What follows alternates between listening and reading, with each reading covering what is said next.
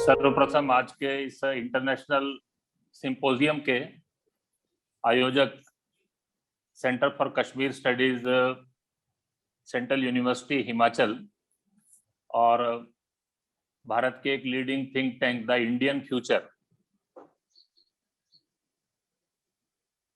जिन्होंने आज के इस कार्यक्रम को ऑर्गेनाइज किया, हम सब लोगों को आपस में परस्पर इंटरेक्ट करने का अवसर दिया। सौभाग्य से आज के कार्यक्रम में उपस्थित जम्मू कश्मीर के भूतपूर्व उप मुख्यमंत्री doctor Nirmal Singh ji, lieutenant general Syed अता हसनैन जी, जिन्होंने अपने जीवन के बहुमूल्य 10-15 वर्ष कम से कम जम्मू कश्मीर में लगाए, इस सारी परिस्थिति को बदलने के लिए, इस सारी परिस्थिति को बदलने की भूमिका को तैयार करने के लिए। और आज के इस इंटरनेशनल स्कॉलर सिंपोजियम के अंदर उपस्थित सभी भाइयों और बहनों, आप सबका हार्दिक स्वागत और अभिनंदन। जम्मू कश्मीर पर मैं काफी वर्ष बाद बोल रहा हूं, लगभग 2 वर्ष बाद बोल रहा हूं। मनीष जी ने मुझे जब निमंत्रण दिया तो मैं थोड़ा दुविधा में था। मैंने कहा आजकल मैं जम्मू कश्मीर से थोड़ा अनटच हूं और बोलना जरा कठिन काम है। बहुत दुविधा मन में थी, इसलिए मैंने 10-15 दिन इनके निमंत्रण को स्वीकार करने में लिए। पर इनका निमंत्रण का आग्रह इतना प्रबल था कि मुझे इसमें आना पड़ा। बस मैंने एक ही अनुरोध किया कि थोड़ा एक लिमिटेड ऑडियंस के लिए रखिएगा। उन्होंने इसको स्वीकार किया, उसके लिए इनका हार्दिक धन्यवाद। जैसा कि इन्होंने बताया, एक विशेष पृष्ठभूमि में आज हम इस कार्यक्रम को कर रहे हैं। आज से लगभग 2 वर्ष पूर्व 5 अगस्त 2019 को भारत की एक ऐतिहासिक घटना घटी थी। वो जो ऐतिहासिक घटना थी उसको ही संदर्भ में रखते हुए वो क्या हुआ, उसकी पृष्ठभूमि क्या थी, उस घटनाक्रम का घटने के बाद क्या हुआ और आगे क्या करना है, ऐसे 3 बातों को आज सबके सामने रखा जाए। ऐसे आपकी इच्छा थी, उसके अनुसार मैं आपके सामने कुछ थोड़ी बातें जोड़ूंगा। मेरे बात के जो वक्ता हैं वो बहुत अनुभवी हैं, अनेक उसकी जो माइन्यूट्स बातें हैं, डिटेल्स हैं, वो इसको ऐड करते चले जाएंगे। थोड़ा मैं बारीकी से क्या हुआ इसको एक्सप्लेन करना चाहता हूं, क्योंकि बहुत सारे विषय ऐसे हैं इस नैरेटिव्स की लड़ाई में वो बोले जाते हैं। 370 का एब्रोगेशन हो गया, तो एब्रोगेशन नहीं हुआ। 370 भारत के संविधान में आज भी है। 370 का उद्देश्य पूर्ण हो गया। 370 का केवल एक ही उद्देश्य था, जम्मू कश्मीर में भारत के संविधान को लागू करना। It was an article of applicability, not of limitations. ये लिमिटेशंस के लिए नहीं था, एप्लीकेबिलिटी के लिए था। 25 नवंबर 1949 को जम्मू कश्मीर के जो रीजेंट थे डॉक्टर करण सिंह, उन्होंने भारत के संविधान को स्वीकार कर लिया। इस संविधान को लागू करते समय 26 जनवरी 1950 को भारत के राष्ट्रपति ने एक प्रेसिडेंशियल ऑर्डर किया। वो प्रेसिडेंशियल ऑर्डर दैट वाज 1950 के नाम से, कॉन्स्टिट्यूशन ऑर्डर 1950 इस नाम से, जिसके माध्यम से जम्मू कश्मीर में भारत का कुछ संविधान लागू हो गया और कुछ संविधान लागू होने से रोक दिया गया। धीरे धीरे करके वो संविधान को लागू होने की प्रक्रिया के लिए बहुत सारे ऑर्डर्स जारी हुए और वो ऑर्डर जारी होते होते उसी प्रक्रिया के अंदर 5 अगस्त 2019 का एक ऐतिहासिक दिन आया, जिस समय सुबह 8:30 बजे भारत के राष्ट्रपति ने एक ऑर्डर पर साइन किए। That was constitutional order 272। वो जो कॉन्स्टिट्यूशनल ऑर्डर 272 था, presidential order with the concurrence of the government of Jammu and Kashmir. और उन्होंने उस ऑर्डर के अंदर स्पष्ट तौर के ऊपर कहा कि all the provisions of the constitution as amended from time to time shall apply in relation to the state of Jammu and Kashmir. तो जम्मू कश्मीर में भारत का पूरा संविधान लागू हो गया। 367 में उन्होंने एक क्लॉजेस डोली, वो that is an interpretation clause of constitution. उसमें कुछ बातों का इंटरप्रिटेशन जरूरी था in reference to Jammu Kashmir, इसलिए उनको जोड़ना पड़ा। 370 में एक शब्द है सदर रियासत, उन्होंने कहा it means governor of Jammu and Kashmir. Government of the state जहां पर लिखा है तो इसका मतलब होगा governor Jammu Kashmir acting on advice of his council of minister, क्योंकि सदर रियासत वो समाप्त हो गया। जहां कॉन्स्टिट्यूएंट असेंबली लिखा है वहां legislative assembly of the state पढ़ा जाए। तो ऐसे कुछ इंटरप्रिटेशन की क्लॉजेस को करना था, वो ऐड किया गया, और अदरवाइज भारत का पूरा संविधान जम्मू कश्मीर के अंदर ये लागू हो गया। That was constitutional order 272। 370 का काम पूरा हो गया, क्योंकि भारत का संविधान लागू करना था, वो सुबह 8:30 बजे पूरा हो गया। अब इसके बाद आवश्यकता नहीं थी, और इसीलिए राज्यसभा के अंदर जब देश के गृह मंत्री ने प्रस्ताव प्रस्तुत किया, तो उस प्रस्ताव को प्रस्तुत करते हुए उन्होंने कहा कि all the provisions of this constitution is amended from time to time without any modification और exception shall apply to state of Jammu and Kashmir. तो यही 370 में अब आज के बाद पढ़ा जाएगा, क्योंकि 370 में जो काम था उसका उद्देश्य पूर्ण हो गया। इसलिए all clauses of said article 370 shall cease to be inoperative. अब उसके बाद समाप्त हो जाएगा, cease to be operative except the following. और वो फॉलोइंग क्या था कि जम्मू कश्मीर में भारत का संविधान ये पूरा लागू हो गया, ऐसा एक जो उन्होंने उसमें जोड़ा, ये एक प्रस्ताव रखा गया। साथ में एक जम्मू कश्मीर रीऑर्गेनाइजेशन एक्ट का एक बिल रखा गया, जिसके अंदर जम्मू कश्मीर की 2 भागों में विभाजित करके 2 यूनियन टेरिटरी बनाने का प्रस्ताव रखा गया। डिस्कशन हुआ, वोटिंग हुआ। राज्यसभा में 125 to 61, 67% ऑफ द वोट, और लोकसभा में 370 to 70, 84% of the people voted in favour. और उसके बाद नेक्स्ट डे जो है कॉन्स्टिट्यूशनल ऑर्डर 273 जारी हुआ, और वो 273 जारी होने से ये जो प्रस्ताव था, ये कॉन्स्टिट्यूशनल ऑर्डर 273 के कारण से 370 जो है ये एक प्रकार से निष्प्रभावी हो गया, क्योंकि 370 की अब आवश्यकता नहीं थी। 370 का उद्देश्य पूर्ण हो गया। 370 स्टिल पार्ट ऑफ कॉन्स्टिट्यूशन, और उसमें केवल यही है कि उसमें केवल एक क्लॉज 370 की रह गई है, और वो 370 क्या है कि all the provision of this constitution as amended from time to time without any modification और exception shall apply to state of J&K। तो ये जो भारत का संविधान जम्मू कश्मीर में लागू हुआ, ये एक प्रक्रिया थी, ये हमारे सबके ध्यान में ये आनी चाहिए। इस प्रक्रिया को पूर्ण किया गया। बहुत लोगों ने उसको लेकर तरह तरह की चर्चाएं की। किसी ने कहा गवर्नर रूल के अंदर किया, किसी ने कहा कि ये करते समय आप 370 का यूज 370 को और इनइफेक्टिव करने के लिए कर रहे हैं। लेकिन वास्तव में ये सारी बातें इस सरकार में आने के बाद पहली बार की है। 1965 में लाल बहादुर शास्त्री जी प्रधानमंत्री थे, गुलजारी लाल नंदा देश के गृह मंत्री थे। उस समय भी 367 को और इंटरप्रिटेशन क्लास को बदला गया, और वो सदर रियासत को बदलकर गवर्नर बनाया। वो सदर रियासत को गवर्नर बनाया तो उसके खिलाफ कोर्ट में भी गए, और वो कोर्ट में गए तो उस समय बहुत इंपॉर्टेंट जजमेंट के अंदर, और सुप्रीम कोर्ट ने स्पष्ट तौर के ऊपर कहा, जिसको एक Mohammad Maqbool Damnoo versus state of Jammu and Kashmir 72 कहते हैं, उसके अंदर उन्होंने कहा कि governor is the successor to Sadar Riyasat, he would be entitled to exercise all the powers of सदर रियासत। तो 367 की इंटरप्रिटेशन क्लॉज में पहली बार बदल हुआ, ऐसा नहीं हुआ। गवर्नर रूल में पहली बार भारत का कॉन्स्टिट्यूशन अमेंड हुआ, ऐसा नहीं है।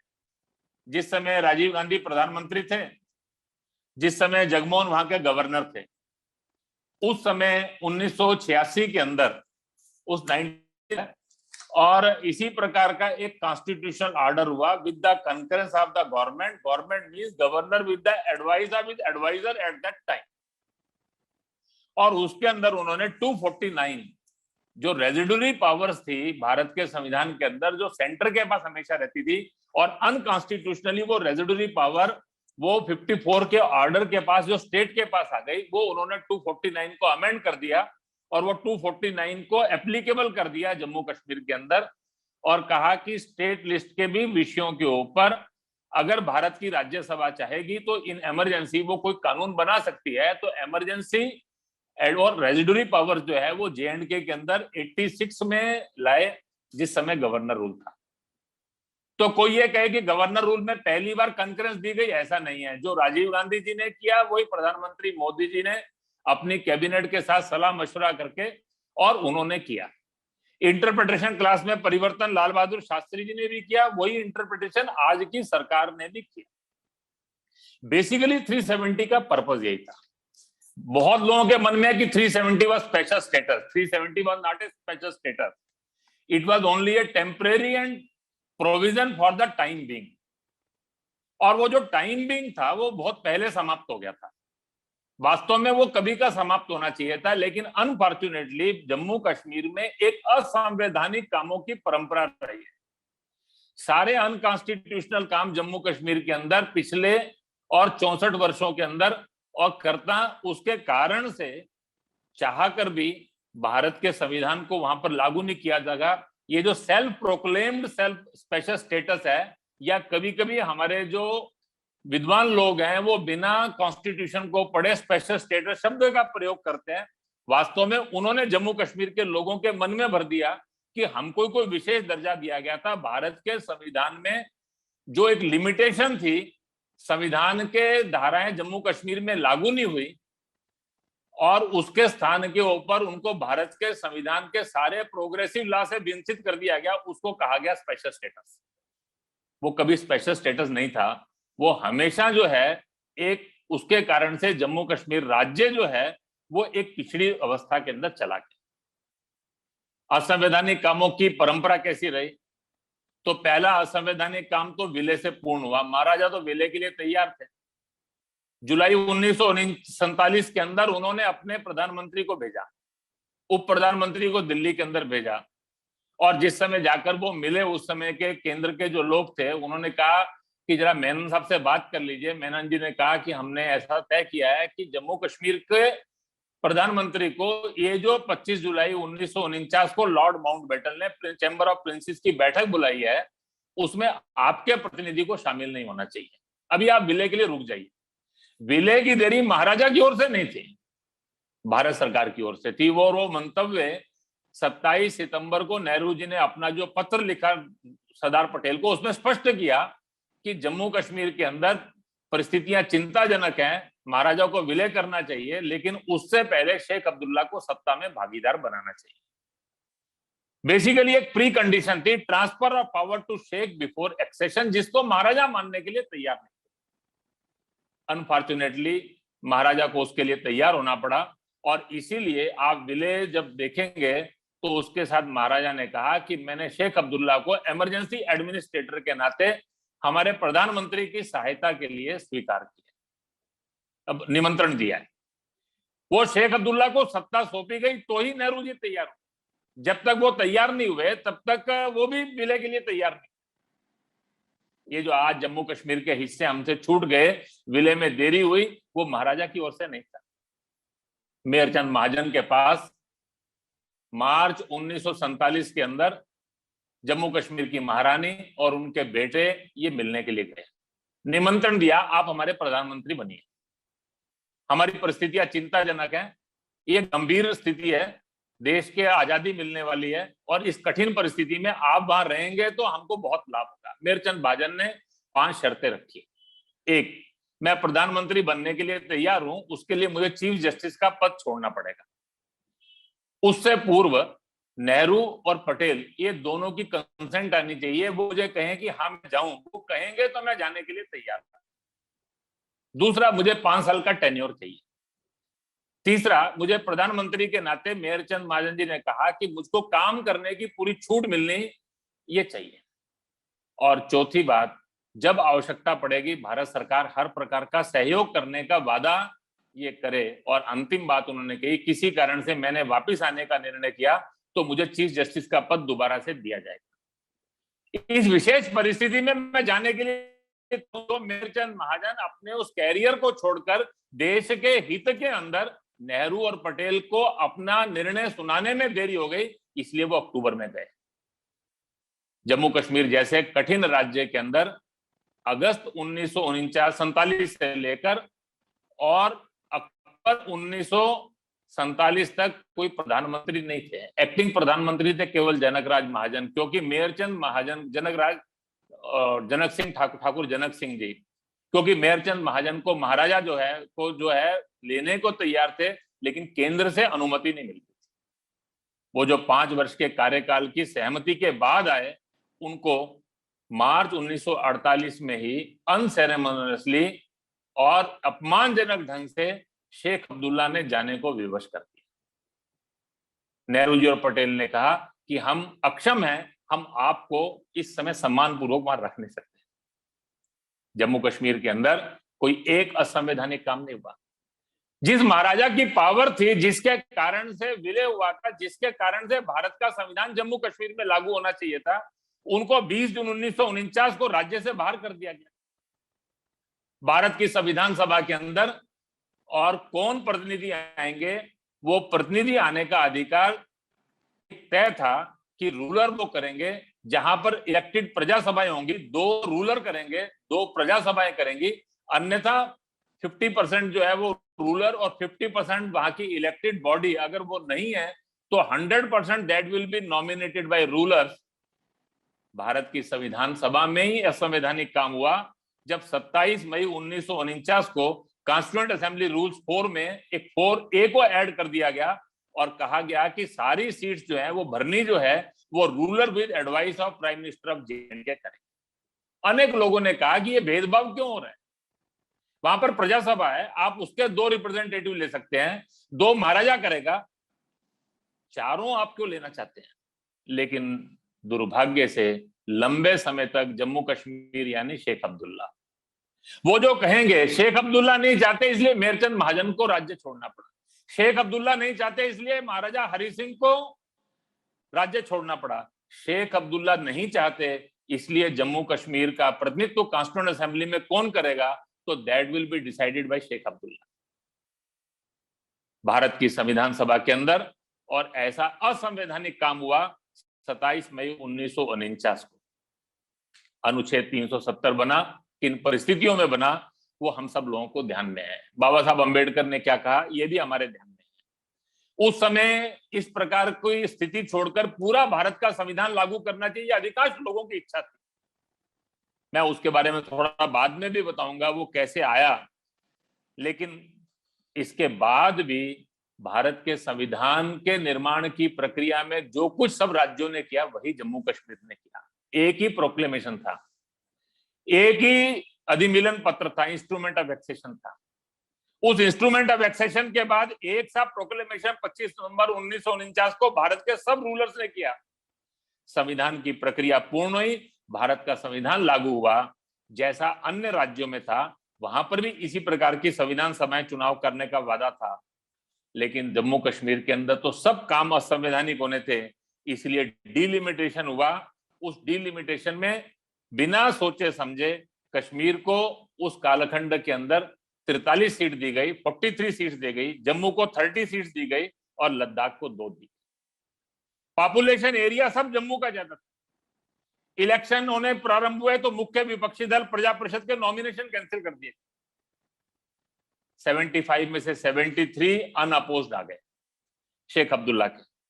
आज जो डेमोक्रेसी की बातें करते हैं और बाकी सारी बातें करते हैं, उनको प्रश्न करना चाहिए वो केंद्र और राज्य उस समय क्या कर रहे थे। 1952 के अंदर एक असंवैधानिक काम हुआ, जिस राज्य राजा की ताकत से संविधान सभा बनी थी और संविधान बना के राजा को प्रस्तुत करना था और राजा ने उसके आधार के ऊपर वहां पर लागू करना था, उस राजा को ही हटा दिया गया और कहा गया कि इलेक्टेड राज्य की और इलेक्टेड सदर रियासत होंगे। डॉक्टर राजेंद्र प्रसाद के पास 17 सितंबर जब 1952 को वो आया तो उन्होंने नेहरू जी को पत्र लिखा। उन्होंने कहा मेरे सामने 2 प्रश्न हैं, जिस महाराजा की पावर से संविधान सभा बनी है वो संविधान सभा, जम्मू कश्मीर की जो विधानसभा या लेजिस्लेटिव असेंबली या प्रजा सभा या नेशनल असेंबली, कुछ भी कहिए, वो उसको हटाने का प्रस्ताव कैसे कर सकती है? और दूसरा, वो जम्मू कश्मीर के राज्य प्रमुख के द्वारा, मेरे द्वारा नॉमिनेटेड है, वो मेरे द्वारा मान्यता प्राप्त है, मेरे द्वारा नॉमिनेटेड जो राज्य प्रमुख है, उसको वहां की विधानसभा कैसे हटा सकती है?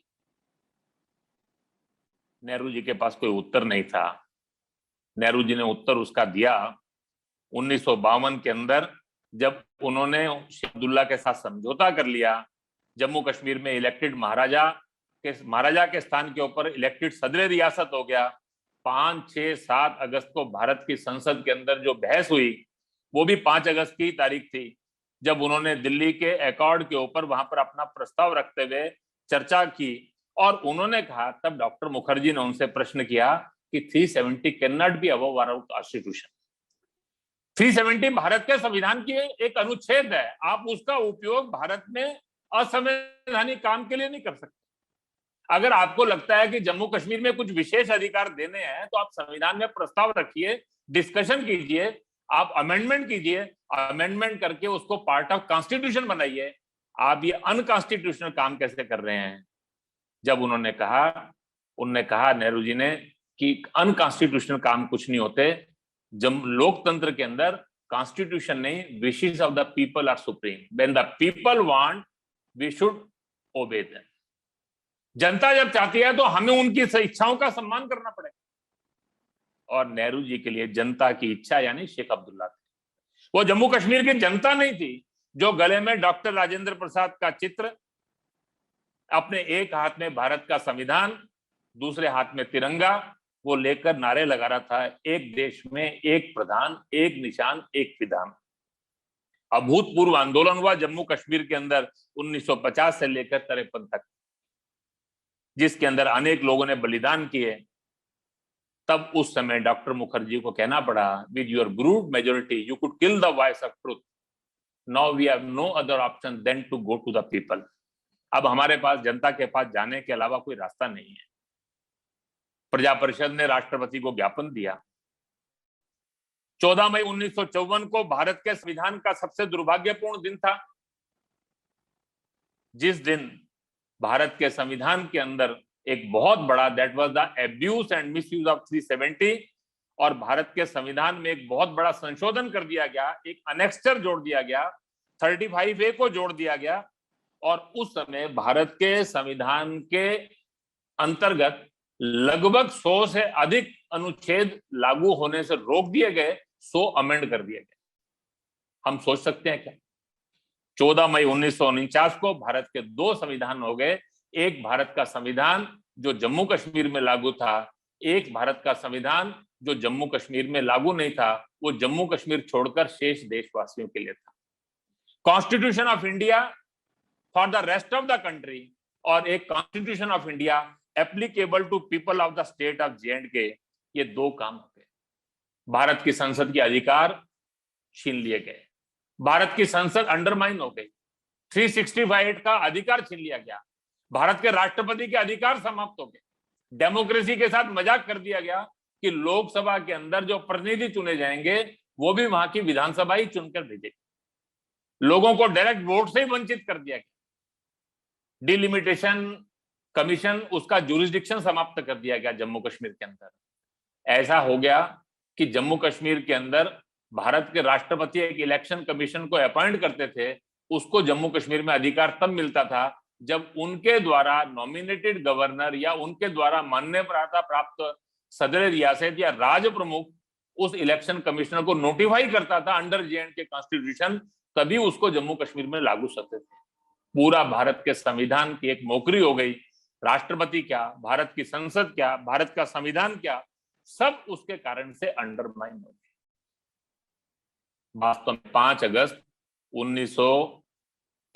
2019 ये जम्मू कश्मीर के अंदर ये जो काला अध्याय था 64 साल का, ये जो असंवैधानिक कामों की परंपरा थी, ये असंवैधानिक कामों की परंपरा पर पूर्ण विराम लग गया जब जम्मू कश्मीर के अंदर भारत का पूरा संविधान ये लागू हो गया। कल परसों से सोशल मीडिया पर एक वीडियो चल रहा है, उमर अब्दुल्ला का एक इंटरव्यू चल रहा है। जम्मू कश्मीर में क्या अंतर आया, वो किसी से डिस्कशन कर रहे थे। वो बताने लगे कि ये काम हमने किया है, ये बताइए 2 साल में क्या किया। अब वो जो उनके साथ जर्नलिस्ट थे जो उनसे बातचीत कर रहे थे, शायद उनको ये सब बातों की जानकारी नहीं थी, इसीलिए वो बहुत हावी होकर बोल रहे थे। मैं देख रहा था, मेरे मन में सवाल आया कि इस प्रश्न का उत्तर जरूर देना चाहिए कि 2 साल में जम्मू कश्मीर में बदल क्या है। वैसे उनको इसके लिए किसी और के पास जाने की जरूरत नहीं, वो अपनी बहन सारा से पूछ सकते थे कि उसके जीवन में क्या बदला है। उसकी बहन सारा के जीवन में एक बदल आ गया कि अब उसके बाद उसके पति को भी जम्मू कश्मीर का डोमिसाइल मिल गया, मिलने का अधिकार मिल गया। अगर वो जम्मू कश्मीर में रहना तय करती है तो उसके बच्चों को भी वहां पर डोमिसाइल मिलेगा, वो भी वहां पर जमीन खरीद सकते हैं, वहां पढ़ सकते हैं, उच्च शिक्षा प्राप्त कर सकते हैं, नौकरी कर सकते हैं, व्यापार कर सकते हैं। क्या अंतर आया जम्मू कश्मीर की उन बेटियों से पूछिए। जम्मू के विश्वविद्यालय में एक प्राध्यापक बहन पढ़ती हैं, मैं उनसे मिलने के लिए गया था।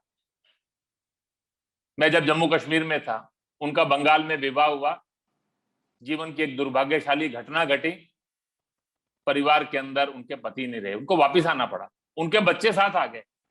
थोड़े दिन बाद बच्चे जब पढ़ना शुरू हुए, थोड़ा उच्च शिक्षा के लिए जाना शुरू हुए, तो ध्यान में आया कि पीआरसी चाहिए। पीआरसी के लिए वो गए तो उन्होंने कहा कि आपका विवाह बाहर हो गया है और आपके पति वहां से थे, इसलिए आपके बच्चों को पीआरसी नहीं मिल सकता।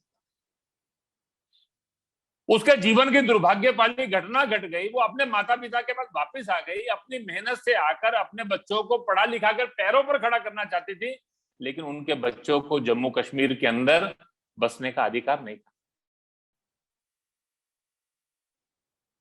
जीवन में परिवर्तन आया, वेस्ट पाक रिफ्यूजी से पूछिए, और जिनकी 4 पीढ़ियां बीत गई।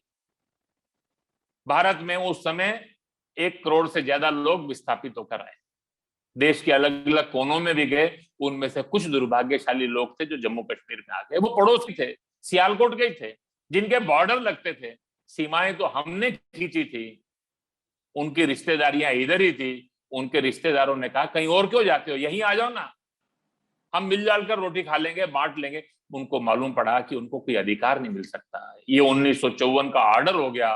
उस 1954 के ऑर्डर के अंदर एक ब्लैंकेट बैन लग गया कि 1944 के अंदर जम्मू कश्मीर का जो रेजिडेंट था, केवल उनके बच्चों को ही पीआरसी मिलेगा। ये लोग 1947 से वहां आ गए थे। 1954 के बाद इनके ऊपर प्रतिबंध लग गया, इनकी 4 पीढ़ियां बीत गई। किसी ने उनके ऊपर एक आर्टिकल लिखा, उसका हेडिंग दिया, आजाद देश के गुलाम लोग। देश आजाद हो गया लेकिन उनकी गुलामी नहीं खत्म हुई। जीवन में परिवर्तन आया, वो राधिका गिल से पूछो, वो सफाई कर्मचारियों से पूछो, वो हजारों परिवारों से पूछो जिन्होंने जम्मू कश्मीर के लोगों की निष्काम सेवा की, और वो निष्काम सेवा करने का परिणाम उनको ये मिला कि 4 पीढ़ियां बीतने के बाद भी उनको जम्मू कश्मीर में एक डिग्निफाइड जीने के लिए जो सामान्य मानव अधिकार होते हैं, जिसको कॉन्स्टिट्यूशन नहीं प्रोवाइड करता, जो जन्म लेने के कारण से उनको मिलते हैं, वो मानव अधिकार भी उनको प्राप्त नहीं हुए। वो कॉन्स्टिट्यूशन राइट नहीं थे, वो मानव अधिकार थे जो कॉन्स्टिट्यूशन ने उनको उसके लिए प्रतिबंधित कर दिया। किनके जीवन के अंदर परिवर्तन आया, वो जम्मू कश्मीर के शेड्यूल्ड ट्राइब से पूछिए, जिनको राजनीतिक आरक्षण मिल गया, जिसके कारण से वो एम्पावर्ड हो गए। जम्मू कश्मीर के उन ओबीसी से पूछिए जो अपने संविधान प्रदत्त अधिकारों का उपयोग पहली बार करेंगे, और पहली बार जम्मू कश्मीर के अंदर इन सारी जातियों को छांटने के लिए कमीशन बना। आने वाले कुछ समय में जब उसकी रिपोर्ट आएगी तो पहली बार पूरे देश के अंदर ओबीसी, एससी, एसटी को लेकर जो एक स्पष्ट तौर पर उनके अधिकारों को उपयोग करने के लिए जो पहला काम होता है, उनको छांटने के लिए कमीशन बनना, उसका काम पूरा होगा। और पहली बार ऐसी सब जातियां सोशली और इकोनॉमिकली एम्पावर्ड, पहली बार लोकतंत्र की मूल भावना के अनुरूप वास्तविक प्रतिनिधित्व होगा, क्योंकि वो डिलिमिटेशन वो जम्मू कश्मीर के नेताओं की सनक पर होने वाला नहीं है। अभी अभी त्रिस्तरीय पंचायत चुनाव हुआ, जिस त्रिस्तरीय पंचायत को इस सो कॉल्ड गुपकार गैंग, ये सब नेताओं को जिसका उत्तर मिला, जिनको अपनी वास्तविकता का मौका मिला देखने का, जब लोगों ने वहां पर बिना किसी हिंसा के निर्वाचित पंच और सरपंच, और बाद में जब जिला परिषद के चेयरमैन बने तो उसमें अनुसूचित जाति के भी थे, जनजाति के भी थे। वास्तव में पहली बार जम्मू कश्मीर में 50 नेता नहीं, जम्मू कश्मीर के 130 लाख लोग एम्पावर्ड हो गए। ये 130 लाख लोगों को भारत के संविधान के सब प्रोग्रेसिव जो लॉज हैं और जो हमारे संविधान के अंदर जो एक लगातार विकास हो रहा है उसके लाभों से और एक प्रकार से हूबहू जीवन में लाने का अवसर प्राप्त हुआ। जम्मू कश्मीर के वो सैनिक, जम्मू कश्मीर में जिन सैनिकों ने बलिदान हुआ पर उनके बच्चे वहां जाकर 2 इंच जमीन नहीं खरीद सकते थे। मैं एक आईएएस आईपीएस से मिला, उन्होंने कहा कितना दुर्भाग्य है 22-23 साल की आयु के अंदर हम पढ़ लिख के आईएएस आईपीएस बनते हैं, हमको जम्मू कश्मीर का कैडर मिलता है, उसी दिन से हमारा दुर्भाग्य प्रारंभ हो जाता है।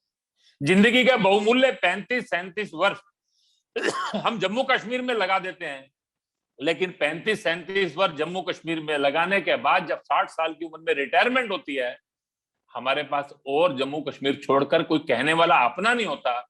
उस समय हमको कहां जाकर बसना है, इसके लिए देश के अंदर अपने रहने का ठिकाना ढूंढना पड़ता है। वास्तव के अंदर इस 5 अगस्त 2019 से 7 अगस्त 2019 को जो घटना घटी, भारत के संविधान की संप्रभुता ये स्थापित हो गई। भारत के संविधान निर्माताओं का जो सपना था, जो उन्होंने अपने प्रियम्बल के अंदर कहा, we the people of India, one nation one people. देश का कोई भी व्यक्ति भाषा, मजहब, लिंग, किसी भी आधार के ऊपर उसके साथ भेदभाव नहीं किया जाएगा, उसको बांटा नहीं जाएगा। उस जम्मू कश्मीर के अंदर शेख अब्दुल्ला कहा करते थे, जम्मू कश्मीर भारत हिंदू मेजोरिटी है, उसके अंदर मुस्लिम मेजोरिटी जम्मू कश्मीर के लिए गारंटी है, इसके लिए हमको कुछ अलग प्रकार की व्यवस्था चाहिए। ये जो अलग प्रकार की व्यवस्था की बात जब उन्होंने कही, उनसे मिलने के लिए गए, डॉक्टर मुखर्जी ने उनसे प्रश्न किया, भारत में 5 करोड़ मुसलमान रहते हैं, भारत के संविधान के अंतर्गत अगर वो सम्मान पूर्वक सुखी सुरक्षित जीवन जी सकते हैं, एक सिक्योर डिग्निफाइड और एक प्रॉस्पेरस लाइफ जी सकते हैं, तो उस भारत के संविधान के अंतर्गत जम्मू कश्मीर के 30 लाख मुसलमान क्यों नहीं? ये आप कैसे भेदभाव करना चाहते हैं? वास्तव के अंदर 5 अगस्त 2019 से 7 अगस्त 2019 की जो ये प्रक्रिया चली, ये जो भारत की अवधारणा थी, only religion can not be the only identity, केवल मजहब एकमात्र आइडेंटिटी नहीं हो सकता, केवल लैंग्वेज, रीजन और रिलीजन के आधार के ऊपर आप किसी क्षेत्र को बाकी देश से अलग नहीं कर सकते। भारत के अंदर अनेक भाषाएं हैं, वो सब भाषाएं सुरक्षित रहनी चाहिए, विकसित होनी चाहिए। अनेक क्षेत्र हैं, वहां पर विविधताएं हैं, उन सबका सम्मान होना चाहिए। देश के अंदर अनेक मतपंथ हैं, सबको अपने मत पंथों के साथ सम्मान पूर्वक जीने का अधिकार होना चाहिए। व्यक्ति की पहचान में उसके साथ उसकी भाषा का महत्व होता है, उसके क्षेत्र का महत्व होता है, उसके मत पंथ का महत्व होता है, लेकिन उससे बड़ा महत्व है हम सबकी एक पहचान है, हम सब भारत माता की संतान, आपस में सगे भाई, हमारा खून का रिश्ता है, वन नेशन वन पीपल। ये जो देश की एकात्मता है उसका ये आधार है। भारत के संविधान की सर्वोच्चता स्थापित हो गई। वो संविधान जो है, उस संविधान का जो प्रियम्बल से लेकर जितने फंडामेंटल राइट्स, ड्यूटी सहित जम्मू कश्मीर के लोगों को पहली बार एक जिम्मेदार, दायित्वपूर्ण नागरिक के नाते और जीने का अवसर प्राप्त हुआ। कोई भी राष्ट्र शक्तिशाली बनता है जब उसके नागरिकों में तुष्टीकरण के आधार पर नहीं, एपीजमेंट के आधार पर नहीं, देशभक्ति, कर्तव्य निष्ठा, समर्पण और समरसता, इनके भाव समाज में स्फुरित किए जाते हैं। इन भावों के साथ जब समाज खड़ा होता है तब वो समाज और राष्ट्र शक्तिशाली बनता है। जम्मू कश्मीर के समाज को भी बाकी देश के साथ त्याग, बलिदान, समर्पण, देशभक्ति, कर्तव्य निष्ठा और समरसता के साथ जीने का, एक जिम्मेदार नागरिक बनने का, एक गौरवपूर्ण नागरिक बनने का, देश को देने वाला नागरिक बनने का एक अधिकार ये प्राप्त हुआ। वास्तव के अंदर ये जो दिन था, इस दिन ने अनेक बातें और भी की, पूरे विश्व को एक संदेश दे दिया, पाकिस्तान को भी एक संदेश दे दिया। भारत के संविधान निर्माताओं की इच्छा भी पूर्ण हो। जम्मू कश्मीर का विलय पूर्ण है, हमने अनेक बार स्टैंड स्पष्ट किया। 1948 के अंदर यूएन में शेख अब्दुल्ला ने स्वयं भाषण दिया, 57 में कृष्णा मेनन ने दिया, एमसी छागला 1965 में बोले। बार बार हमने अपनी संसद के प्रस्तावों के द्वारा स्पष्ट किया, लेकिन उसके बाद भी कहीं ना कहीं मन के अंदर एक भाव बना रहता, हम अलग हैं, हम अलग हैं, ये अलग है, ये अलग है। ये ऐसा हो गया कि स्पेशल स्टेटस, सेपरेट आइडेंटिटी, ये देश के अच्छे अच्छे देशभक्त लोगों के मन के अंदर भी बैठ। वास्तव के अंदर बाबा साहब अंबेडकर के पास जिस समय शेख अब्दुल्ला गए, उन्होंने इंकार कर दिया। उन्होंने कहा, I can not betray the people of my country. जिन्होंने मेरे पर विश्वास करके ये संविधान की निर्माण की ड्राफ्टिंग का काम मेरे को दिया है, इस संविधान निर्माण के अंदर करते समय मैं इस काम को देश के लोगों के साथ धोखा नहीं कर सकता। ये ड्राफ्ट बन गया। ये ड्राफ्ट 3 लोगों ने मिलकर ही बनाया, नेहरू जी, गोपाल स्वामी अयंगार, शेख अब्दुल्ला। ये पूरा होने के बाद भारत के संविधान निर्माण की प्रक्रिया में आखिरी दिन 18 अक्टूबर को प्रियम्बल चर्चा में आया। उससे पहले दिन 17 अक्टूबर को 306A अनुच्छेद जो था, जिसको 370 कहा गया, इस पर चर्चा हुई। That was not the part of the original draft of constitution. पूरा संविधान जब बन गया तो उस बनने के बाद ये 306A जो है ये रखा गया, ओरिजिनल ड्राफ्ट में नहीं था। ओरिजिनल ड्राफ्ट में नहीं था, इसलिए नेहरू जी, अयंगार और शेख अब्दुल्ला तीनों ने मिलकर ये बनाया। और बनने के बाद और आखिरी समय के अंदर नेहरू जी जो थे वो 17 अक्टूबर 1949 को ये संविधान सभा के अंदर प्रस्ताव रखा गया। अक्टूबर के शुरू के अंदर नेहरू जी विदेश यात्रा पे चले गए। 13 या 14 या 15 अक्टूबर की बात है, कांग्रेस की कमेटी के अंदर प्रस्ताव आया, इस पर चर्चा हुई। वी शंकर ने अपने मेमोर्स के अंदर, अरुण शौरी ने भी उसको बहुत अच्छे से लिखा, आडवाणी जी ने भी उस आर्टिकल को लिखा। उन्होंने उसके अंदर स्पष्ट किया कि जिस समय ये प्रस्ताव लोगों के सामने लाया गया, पूरी कांग्रेस की जो कार्य समिति वहां पर डिस्कस करने के लिए आई थी, उसके अंदर विद्रोह हो गया। उन्होंने कहा, the announcement bye Iyengar was followed by a storm of angry protest from all sides and Gopal Swami Iyengar found himself A loan defender with Maulana Abul Kalam Azad and ineffective supporter. पूरी कांग्रेस की कार्य समिति ने कहा, यह कैसे हो सकता है, विलय पूर्ण है, एक ही विलय पत्र है, राज्यों में भेदभाव कैसे हो सकता है, यह नहीं हो सकता। मीटिंग समाप्त हो गई। गोपाल स्वामी अयंगार सरदार पटेल के पास आए। उन्होंने कहा कि नेहरू जी ने मुझको कहा था कि अगर कोई कठिनाई आए तो आपके पास चले जाए, विशेष परिस्थिति है, इस परिस्थिति में आप मेरे से सहायता कीजिए और मेरी सहायता करके और मुझको इस सारे प्रस्ताव को पारित करने में आप सहयोग कीजिए। सरदार पटेल खुद इस प्रस्ताव के विरोध में थे, उनके मन में नहीं था, लेकिन अयंगार आए और आखिर में उन्होंने तय किया, कांग्रेस की कार्य समिति की बैठक बुलाई।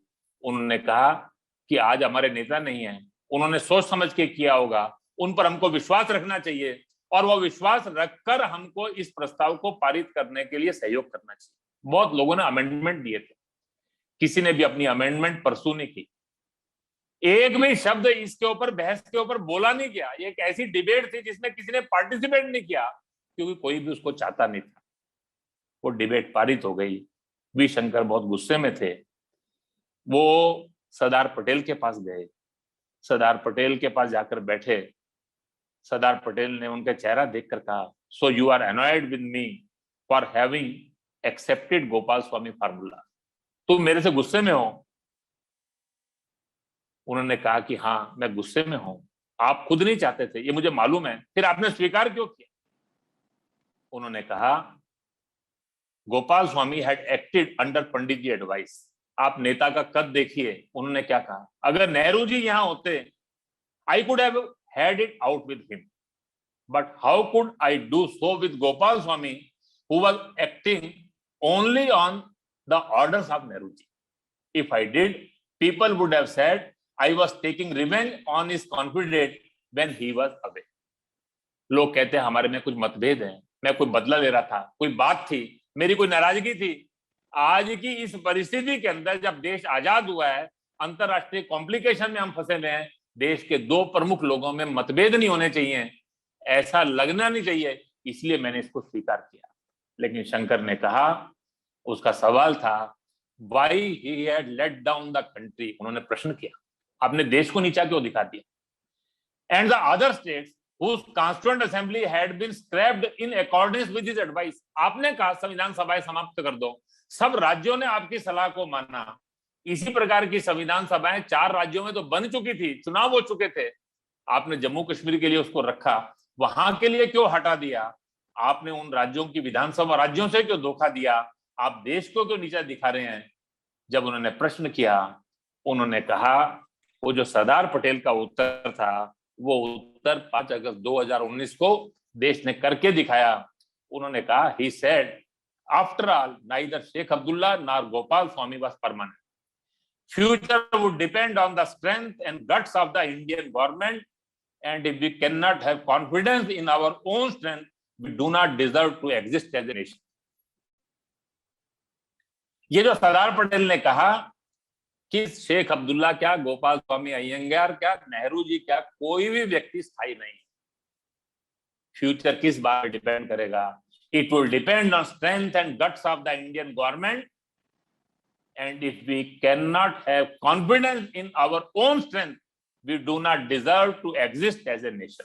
ये जो सरदार पटेल ने कहा, राष्ट्र के नाते भारत ने अपने आप को असर्ट किया, हमने दुनिया को संदेश दिया, इसके कारण से पाकिस्तान के पूरा जोर लगाने के बाद भी संयुक्त राष्ट्र संघ क्या, दुनिया में कोई उसके समर्थन में नहीं आया, कोई उसके साथ नहीं खड़ा हुआ।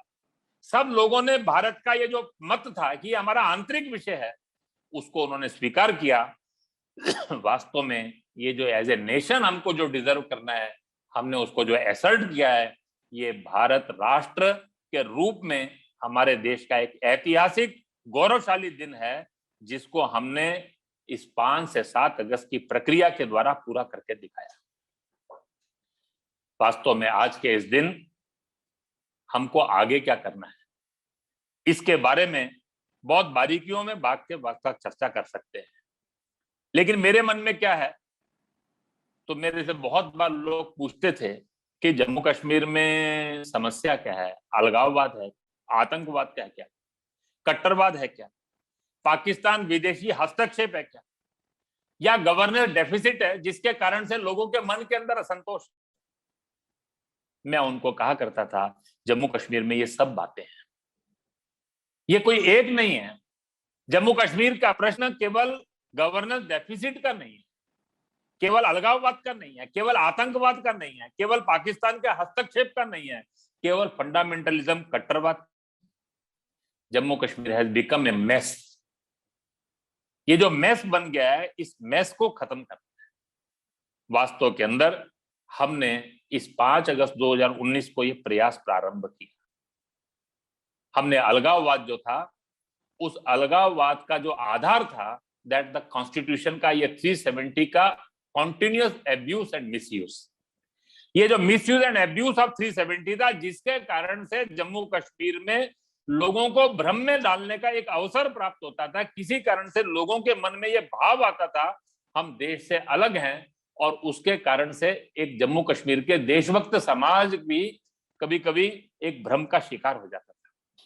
वास्तव के अंदर हमने उस अलगाववाद की जो बुनियाद थी, उस बुनियाद के अंदर हमने एक आखिरी कील लगा दी, जब जम्मू कश्मीर में भारत का संविधान लागू करके हमने कह दिया, 1 नेशन 1 पीपल, लद्दाख से लेकर कन्याकुमारी तक पूरा राष्ट्र, अंडमान निकोबार से लक्षद्वीप तक, देश के अंदर कच्छ से लेकर और देश के मणिपुर और त्रिपुरा के उस कोने तक, और ये पूरा राष्ट्र एक है, ये सारा देश, ये पूरा समाज, ये एक है। इसको हमने जो सिद्ध किया, ये अलगाववाद को हमारा एक उत्तर था। ये जो गवर्नेंस के डेफिसिट का बेस था कि भारत का संविधान पूरा लागू नहीं था, और इसलिए इतने प्रोग्रेसिव लॉ नहीं थे, वीकर सेक्शंस के लिए जो हमने विशेष प्रावधान किए थे वो लागू नहीं थे। ये सब लागू करने का मौका मिल गया। गवर्नेंस डेफिसिट भी हमने इसको पूरा किया। आतंकवाद के साथ तो हम इस लड़ाई को लगातार जीत ही रहे हैं।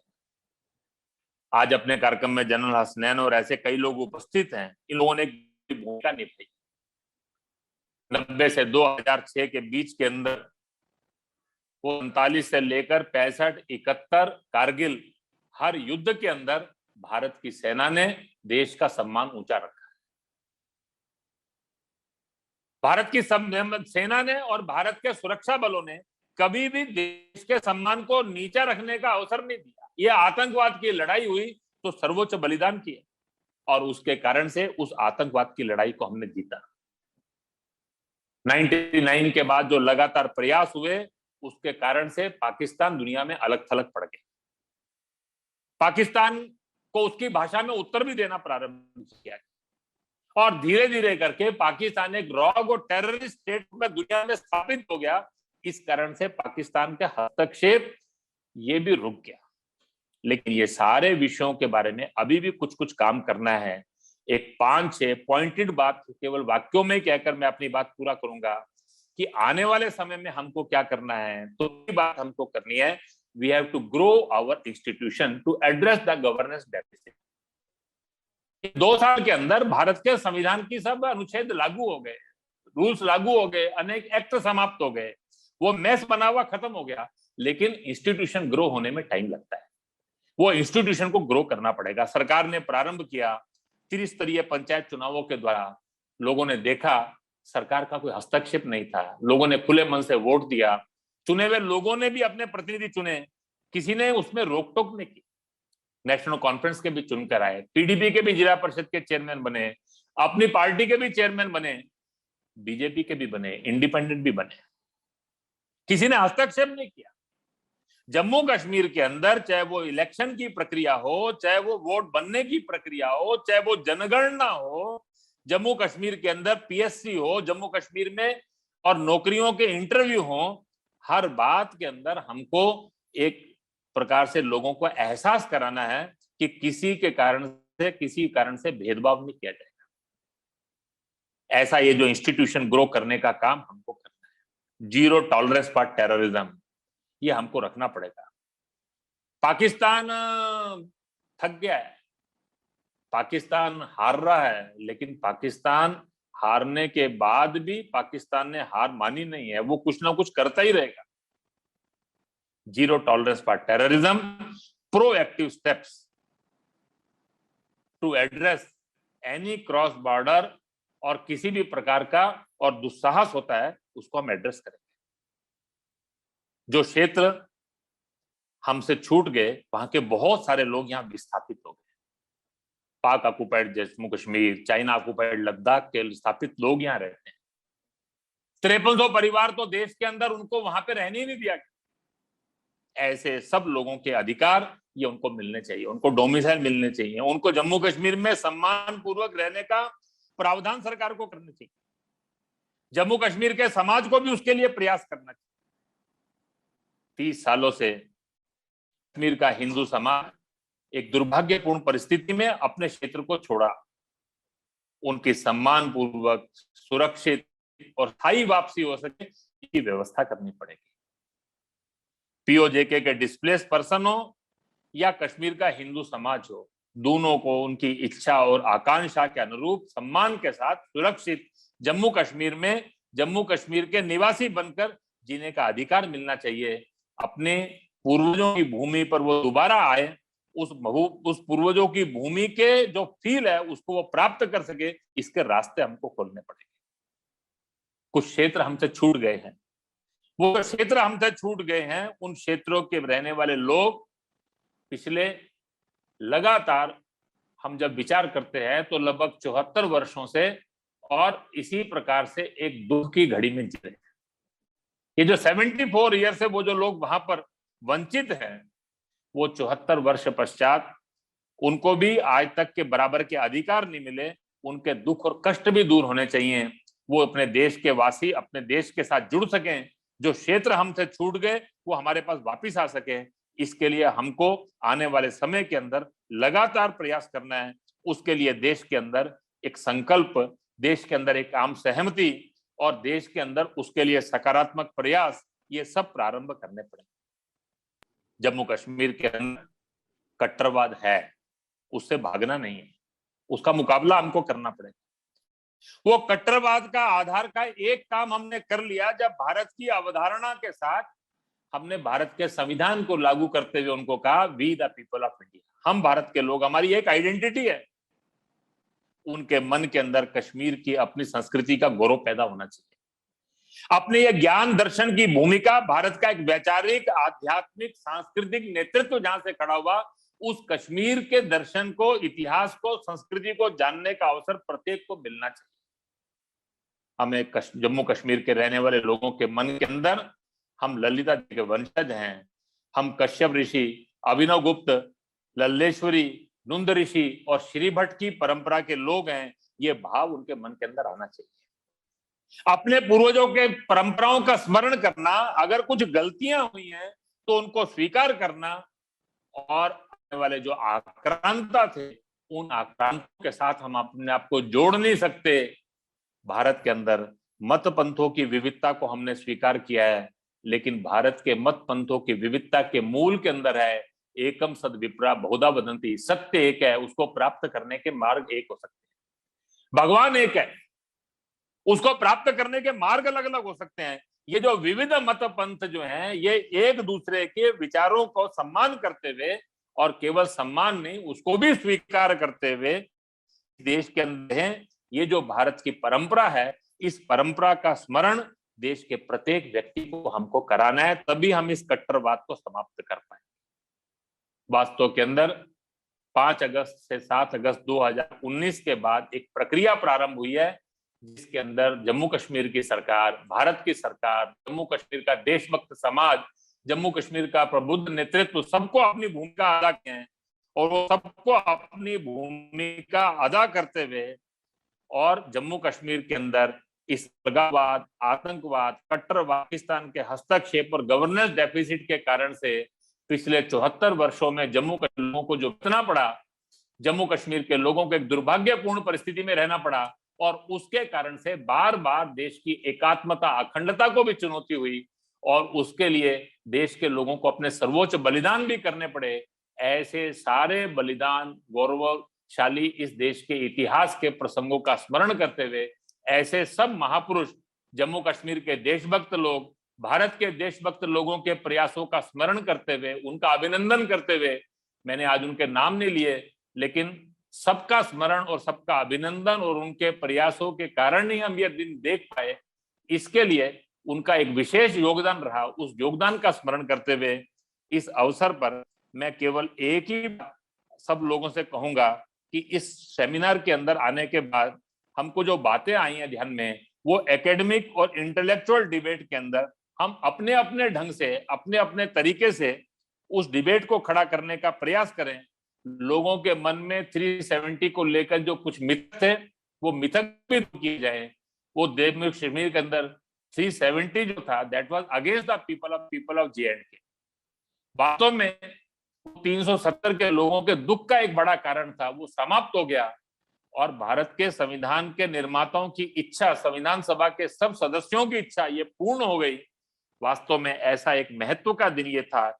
इस रूप में इस दिन का स्मरण करते हुए, और इस 74 साल के अंदर जम्मू कश्मीर के अंदर ये जो सब विषय आए, उनको एड्रेस करने में हम अपनी भूमिका अदा करेंगे, ऐसा एक निश्चय और संकल्प लेकर हम सब लोग इस कार्यक्रम में और अपनी अपनी भूमिका अनुरोध निवेदन करते हुए, आयोजकों का धन्यवाद करते हुए मैं अपनी बातचीत पूर्ण करता हूं। हार्दिक धन्यवाद, अभिनंदन आप सबका।